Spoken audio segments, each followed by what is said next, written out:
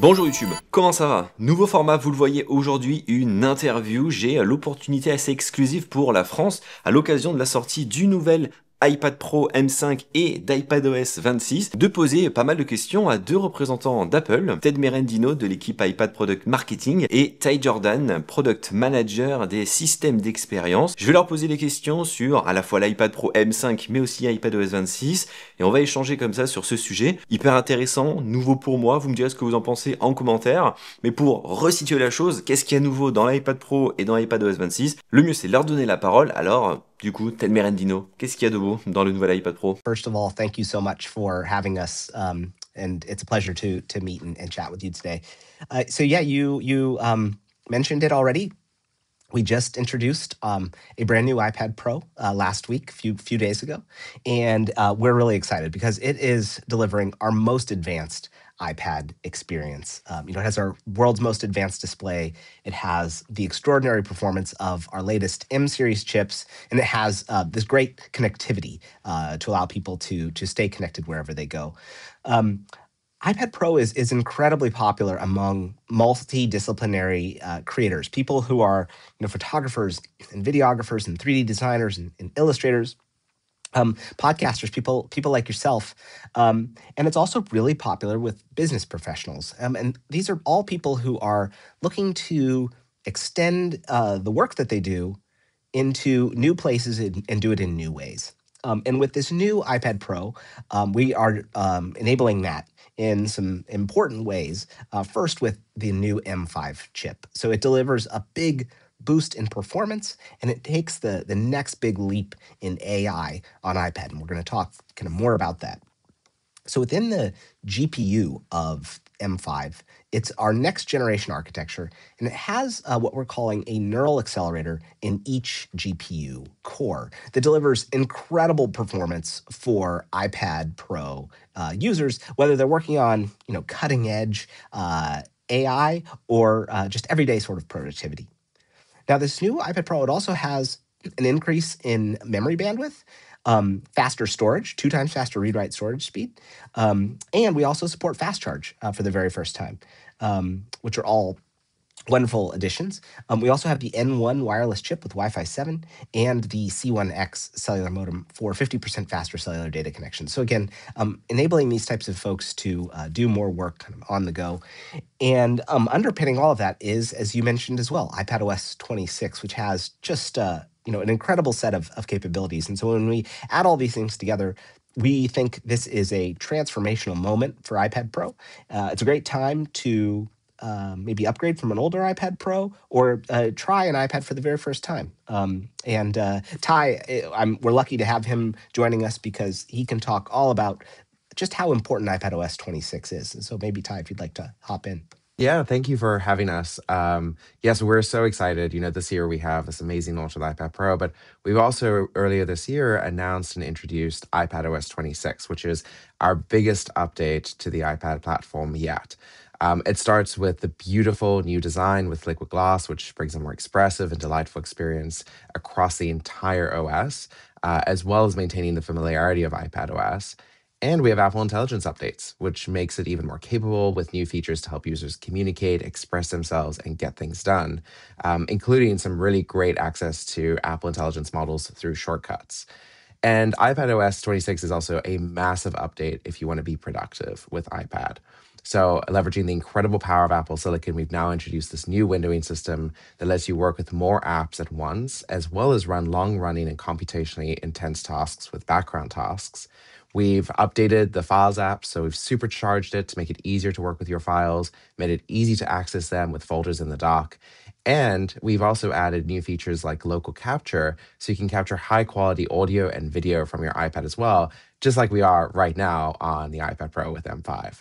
So we're so excited about how this OS update really opens up new ways for creative pros and consumers alike to get more done with iPad. Quand vous designez un nouvel iPad Pro, est-ce que vous démarrez par ce que les créateurs souhaitent ou par ce que la technologie vous offre? Yeah, maybe I'll start with this one.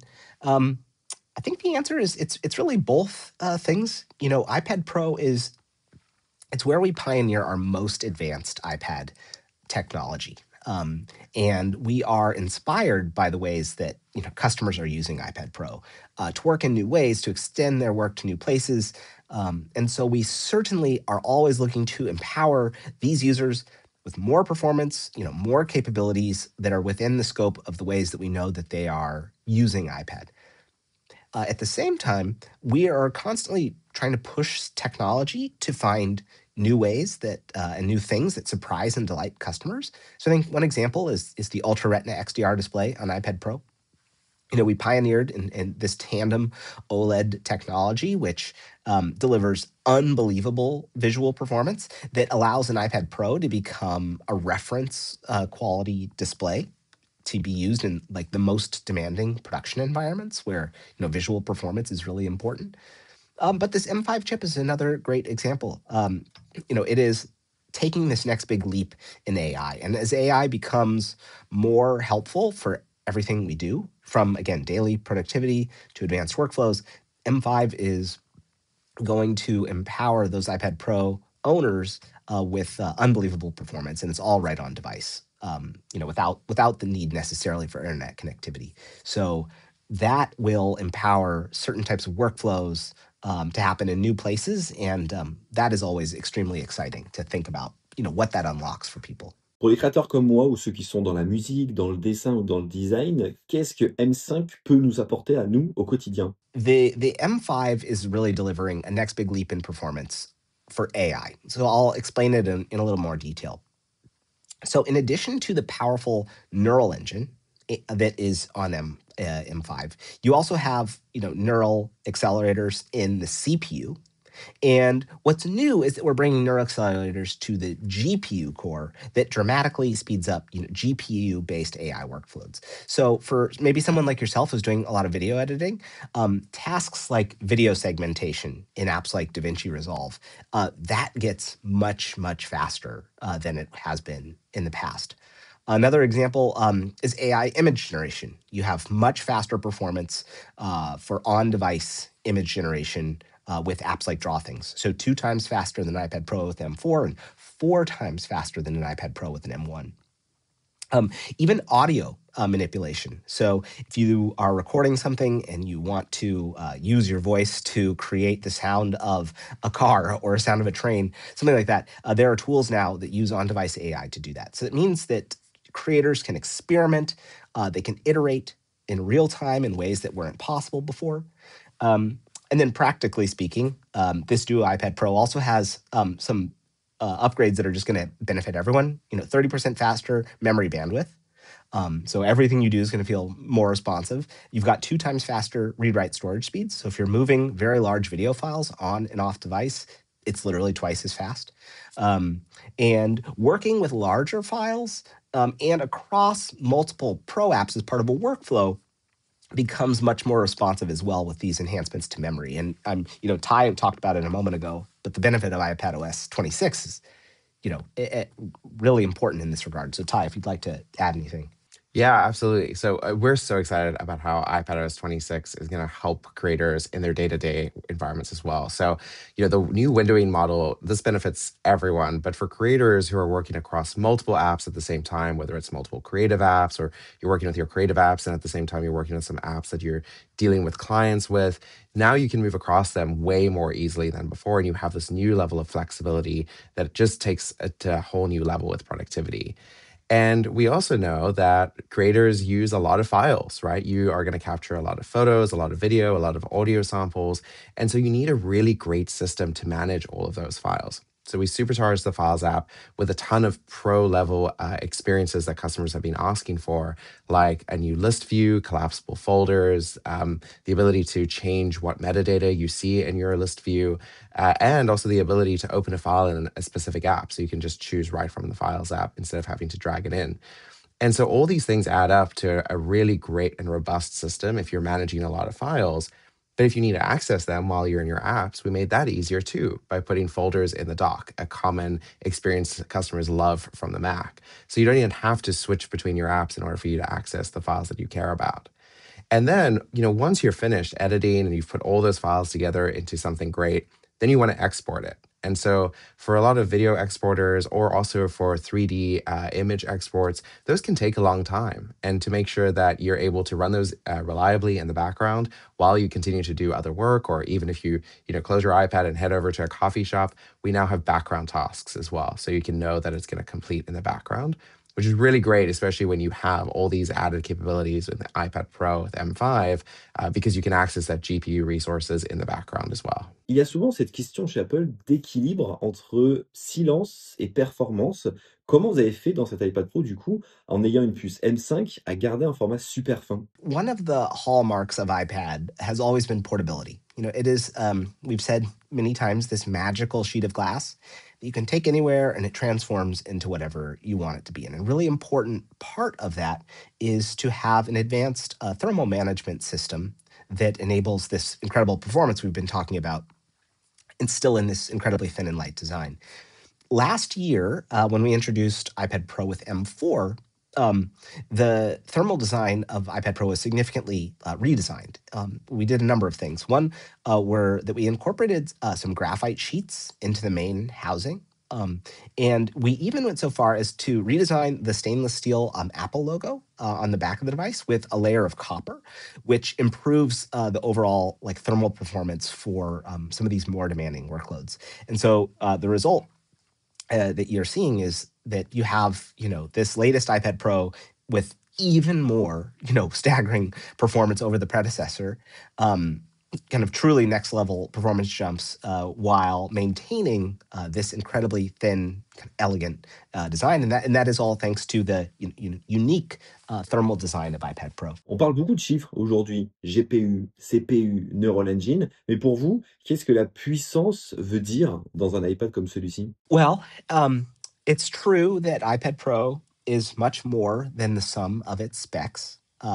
But if you'll bear with me, I have to say, this new iPad Pro with M5, the performance stats are amazing. I mean, I mentioned this a moment ago, but for things like large language model token generation, 3.5 times faster than an iPad Pro, even with an M4, that's staggeringly fast M4, and 6 times faster than an iPad Pro with an M1. So the stats are really amazing. But for us at Apple, performance is about what we make possible for our users. We want to give them the ability to do their best work in new places and in new ways. We want Apple Pencil, to act just like a real pen and paper, but with advanced features that can never happen with pen and paper. Things like searching for your handwriting or transforming handwriting to typed text. These are features that demand real performance. There's real performance under the hood that enables these features.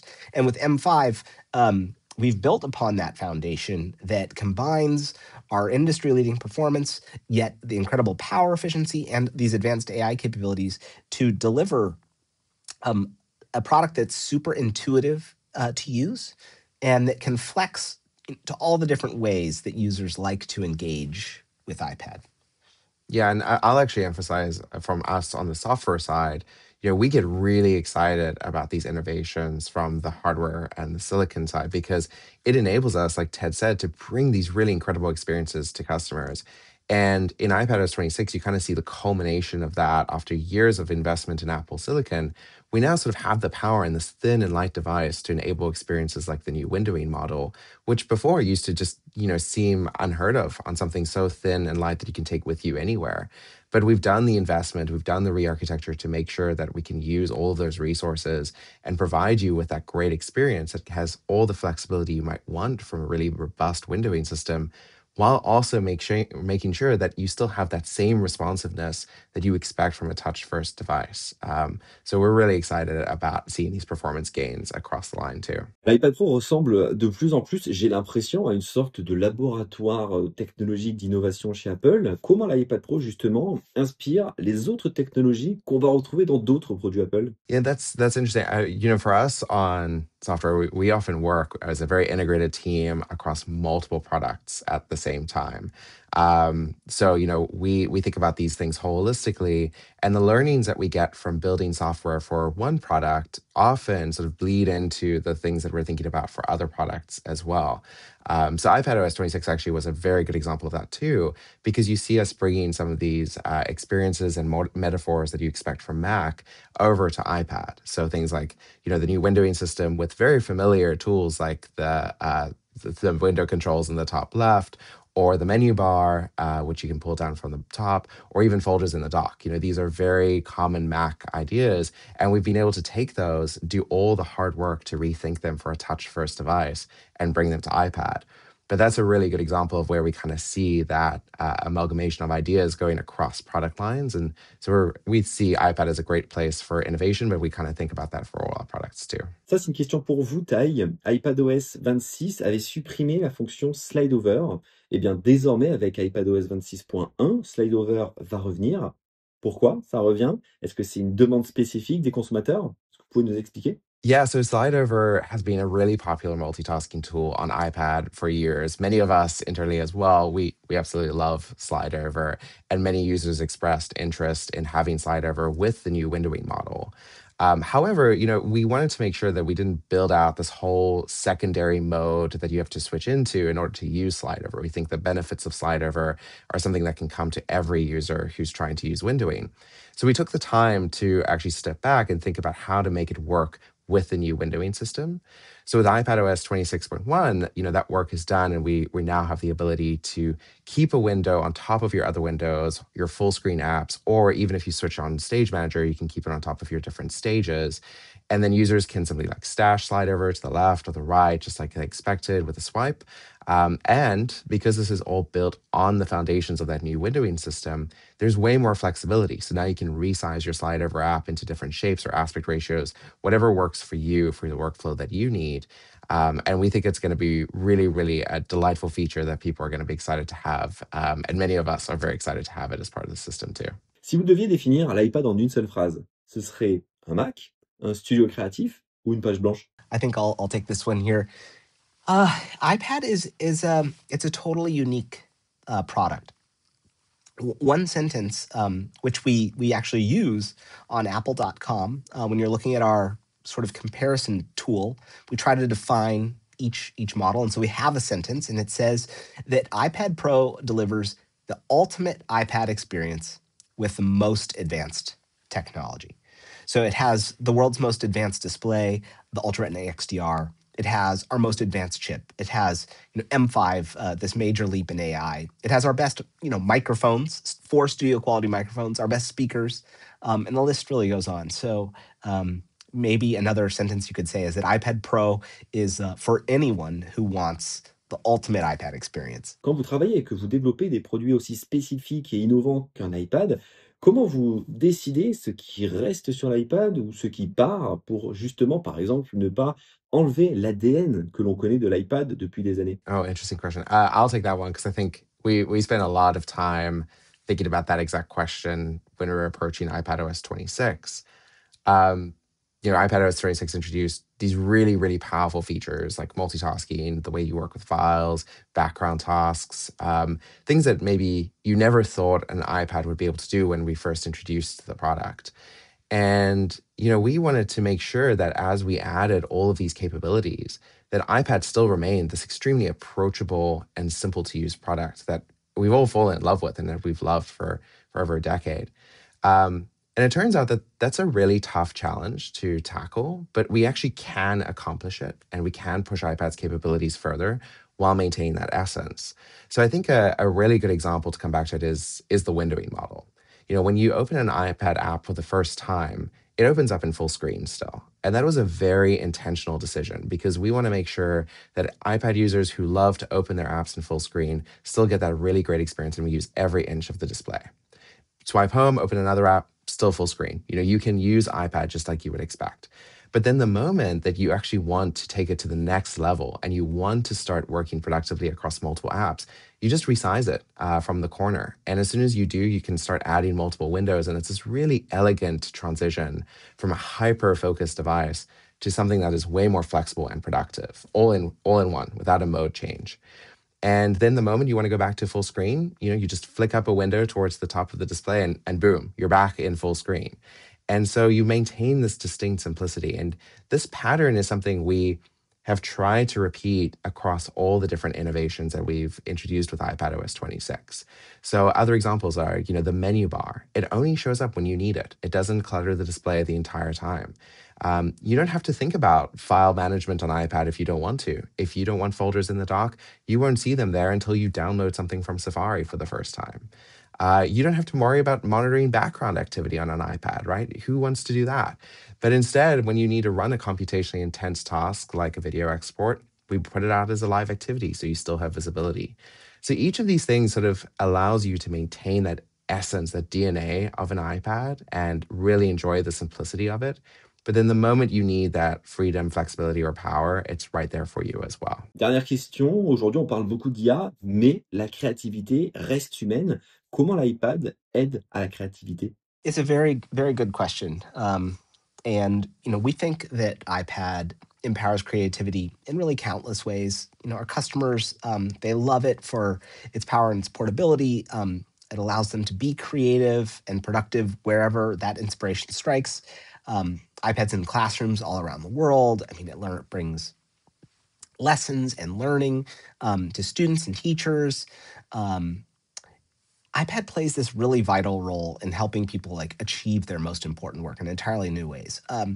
We talked about with M5 how it's taking this next big leap in AI.